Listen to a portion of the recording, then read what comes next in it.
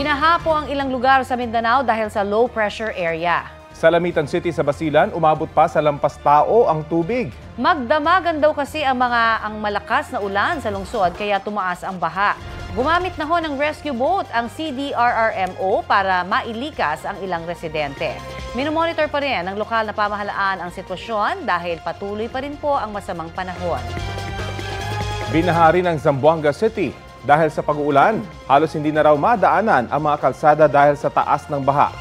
Nawalan pa ng kuryente sa ilang barangay dahil sa mga natumbang poste ng kuryente. Pinangangambahan din ang pagtaas ng tubig sa ilog sa lungsod.